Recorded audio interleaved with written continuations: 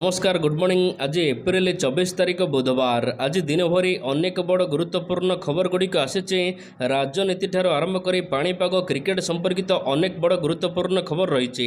तेबे आसतु आज सकाळ आसीथिबा 20टी बड़ खबर उपर नजर पकाइबा। नंबर 1, आज ठारू प्रचार आरंभ करेंगे मुख्यमंत्री। आज ठारू प्रचार मैदान को ओह्लाउचंती बीजेडी सुप्रीमो नवीन पट्टनायक। गंजाम जिला हिंजिली आज ठारू निर्वाचन प्रचार आरंभ करेंगे। तेबे एही अवसर में से ओडिशावासी को अपील करी कहिसंती एथर जोड़ी शंख। आज सकाळ 10टारे हिंजिली रे आयोजित एक जनसभा मुख्यमंत्री संबोधन करेंगे। 11टारे शेरगढ़ रे भी सेठारे उद्बोधन देवे। तेबे 30 तारिख रे हिंजिली विधानसभा आसन लगी मुख्यमंत्री निजर प्रार्थीपत्र दाखल करेंगे। नंबर 2, सारा राज्य रे पान बांटिब कांग्रेस। राज्य कांग्रेस पान भंडार कार्यक्रम आरंभ होईची। लोकमानंकु मागणारे कांग्रेस बांटुची पान। केंद्र और राज्य सरकार को घेरिबा को कांग्रेस नुआ अभियान आरंभ करिछि, जार नाम रखा जाइछि पान भंडार। दल अभियोग करिछि बीजेडी और बीजेपी सरकार ओडिशावासी को दुर्नीतिर पान खुआई लुटुचंती। पान भंडार खोला जाई विभिन्न लोकमानंकु पान दियाजिबा सहित लोकमानंकु सचेतन करिब कांग्रेस। भुवनेश्वर रे पान बंटा कार्यक्रम आरंभ होईछि, परे एहा सारा राज्य रे पान बंटा कार्यक्रम चलिबो। नंबर 3, आसिला ओडिशा पई बीजेपी रो 40 जणिया स्टार प्रचारकंक तालिका। ओडिशार लोकसभा और विधानसभा निर्वाचन पर बीजेपी 40 जणिया स्टार प्रचारकंक तालिका जारी करिछि। 40 जणिया तारका प्रचारकंक मध्य प्रधानमंत्री नरेंद्र मोदी, बीजेपी राष्ट्रीय सभापति जेपी नड्डा, केंद्र गृहमंत्री अमित शाह, प्रतिरक्षा मंत्री राजनाथ सिंह, यह सहित सड़क परिवहन मंत्री नितिन गडकरी समेत उत्तर प्रदेश मुख्यमंत्री योगी आदित्यनाथ, आसाम मुख्यमंत्री हेमंत विश्व शर्मा प्रमुख स्थान पाइछन्ति। तेबे एही समस्त नेता ओडिशा बीजेपी रो स्टार प्रचारक थिबा बेले एही समस्त नेता निर्वाचन प्रचार पई ओडिशा गस्तरे आसिबे। नंबर 4, स्टार प्रचारक तालिका रे स्थान पाइलेनी स्टार। राज्य बीजेपी रो स्टार प्रचारक तालिका घोषणा होईची, किंतु एथिरे स्थान पाइलेनी ओलीवुड स्टार। निकटरे बीजेपी छाड़ी बीजेपी रे सामिल होइथिबा ओलीवुड स्टार को दल स्टार प्रचारक तालिका रे सामिल करिनी। सिद्धांत महापात्र, आकाश दास नायक एवं अरिंदम नायक भली ओलीवुड स्टार को बीजेपी आगामी साधारण निर्वाचन पई स्टार प्रचारक तालिका रे सामिल करिनी, जहाकु नै एबे राजनैतिक महल रे चर्चा आरंभ होईची। एथर दिगपहंडी रो बीजेपी विधायक प्रार्थी होइचंती लोकप्रिय ओडिया हीरो सिद्धांत महापात्र।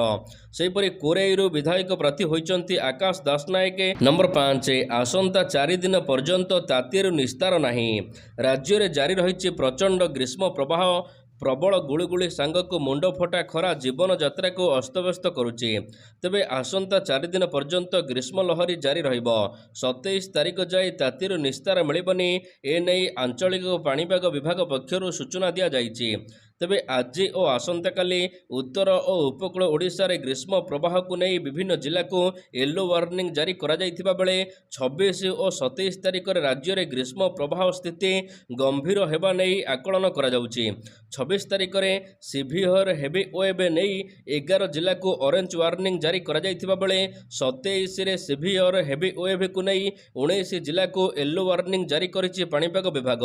एही समय रे तापमात्रा 45 डिग्री अतिक्रम करिबो। तबे जरूरी काम नथिले दिन 11टा परे घरु न बाहरिबाको परामर्श दिया जाइछि। नंबर 6, पुलिस गाड़ी रु हटिबो हळदिया बत्ती। पुलिस गाड़ी रु हटिबो हळदिया रंगर साइरेन लाइट। ए नै क्राइम ब्रांच पक्षरु सर्कुलर जारी करा जाइछि। हळदिया रंगर साइरेन लाइट बदल रे एणिके पुलिस गाड़ी रे धळा नाली नील मिशा साइरेन लागिबो। ए नै समस्त जिलार एसपी समेत कटक भुवनेश्वर डीसीपी यह सहित कमांडो एवं पुलिस अधिकारी को चिट्ठी लिखिछि Odisha crime branch. Crime branch चिट्ठी रे उल्लेख करा जाइछि कि अग्निशम पेट्रोलिंग रे नियोजित गाड़ी गुड़िक हळदिया साइरेन लगाई परिबे।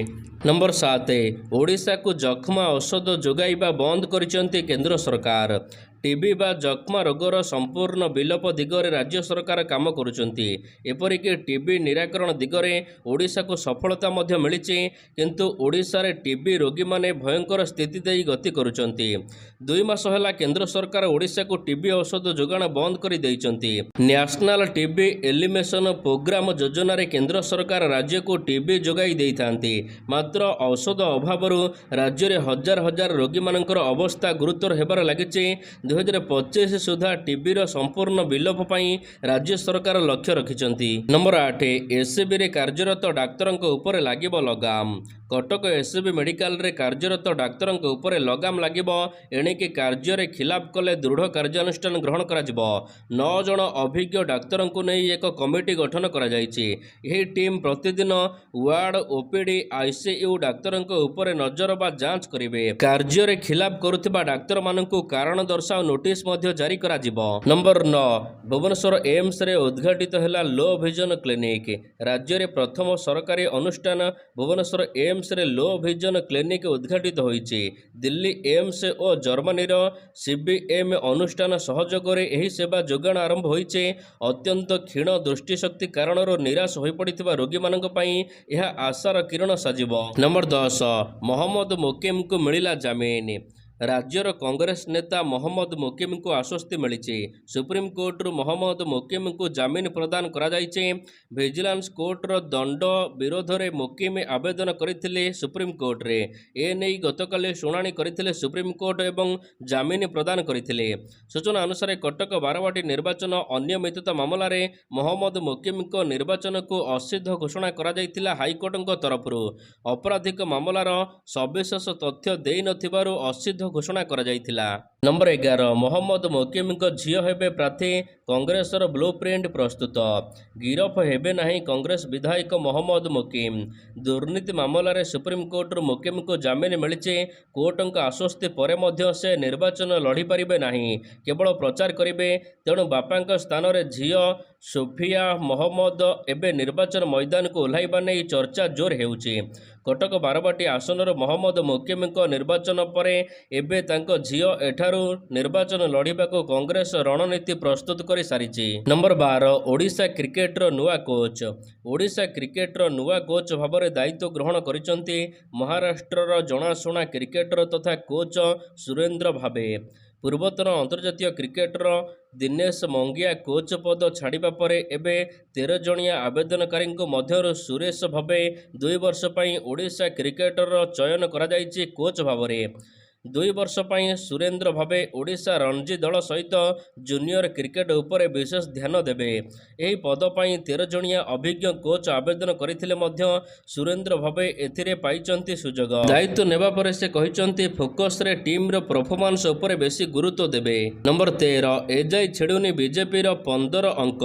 ପାଖେଇ ଆସିଲାଣି ନିର୍ବାଚନ। ଆଉ ଦିନ କେଇଟା ପରେ ଓଡ଼ିଶାରେ ହେବ ପ୍ରଥମ ପର୍ଯ୍ୟାୟ ମତଦାନ। ହେଲେ ଏ ପର୍ଯ୍ୟନ୍ତ ଛିଡ଼ୁନି ଅଙ୍କ କଷା।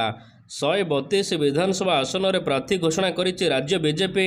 ଏଯାଏ ଆଉ 15 ଆସନ ଲାଗି ଛିଣ୍ଡୁ ନାହିଁ ଅଙ୍କ କଷା। ନିର୍ବାଚନକୁ ଦୃଷ୍ଟିରେ ରଖି ପ୍ରତି ସିଟ୍ ଉପରେ ଚାଲିଛି ତର୍ଜମା। ଏମିତିକି ପ୍ରତିପକ୍ଷଙ୍କ ଗୋଟି ଚାଳନା ଉପରେ ନଜର ମଧ୍ୟ ରଖୁଛି ଦଳ। କାହାକୁ ଏବଂ କେଉଁଠୁ ପ୍ରାର୍ଥୀ କରାଯିବ ଦଳ ଏନେଇ ବିଜୟ ସମ୍ଭାବନା ଥିବା ପ୍ରାର୍ଥୀମାନଙ୍କୁ ଅଧିକ ଫୋକସ୍ ରଖୁଛି। ଖାସ୍ କରି ଦଳରେ ବିଦ୍ରୋହ ହେବ ନାହିଁ, ଏହା ଉପରେ ମଧ୍ୟ ଗୁରୁତ୍ୱ ଦେଉଛି ବିଜେପି। ତେବେ ଏ ପର୍ଯ୍ୟନ୍ତ ଘୋଷଣା ହୋଇନଥିବା ସ୍ଥାନଗୁଡ଼ିକ ହେଉଛି ବେଗୁନିଆ, ବୋଲଗଡ଼, ଖୋର୍ଦ୍ଧା, କଟକ ବାରବାଟୀ, ବରୀ, ଭଣ୍ଡାରିପୋଖରୀ, ବାସୁଦେବପୁର, ଭୋଗରାଇ, ବସ୍ତା, ନୀଳଗିରି, ହିନ୍ଦୋଳ, ତେଲକୋଇ, ଘସିପୁରା, ଚମ୍ପୁଆ, ସାଲେପୁର ଏବଂ କେନ୍ଦ୍ରାପଡ଼ା।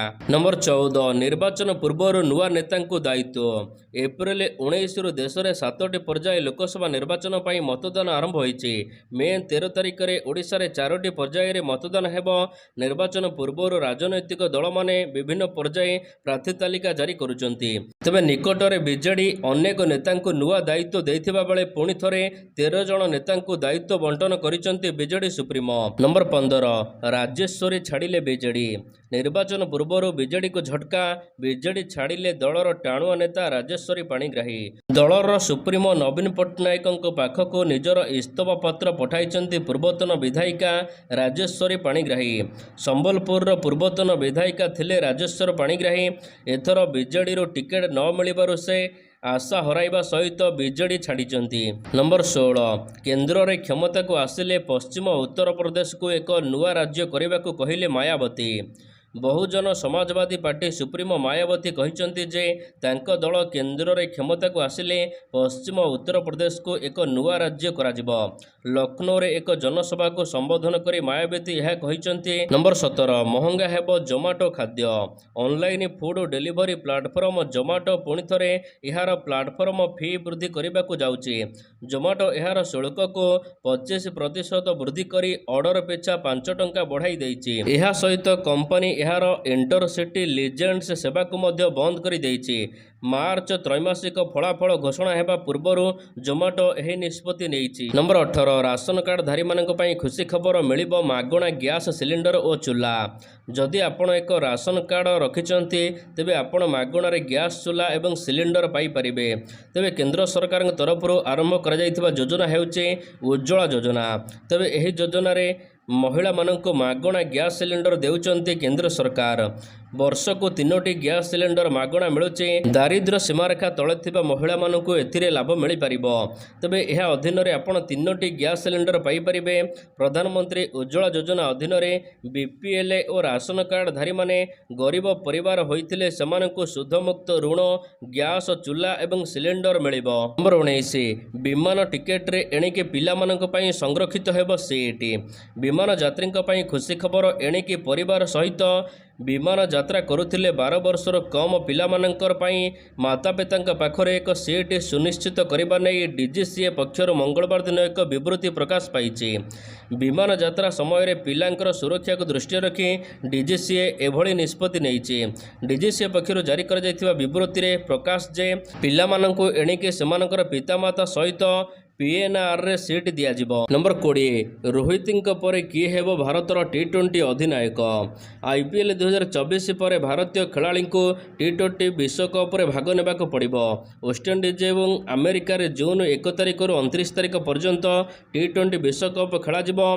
भारत टी20 विश्वकप जीति 2007 अपूरा थिबा स्वप्न को साकार करिबो। रोहित शर्मा परे भारतर किए हेबो टी20 अधिनायक ए नै एबेठारु अंक कषा आरंभ होईछि। नंबर 21 चीन रे वर्षार बेतपात।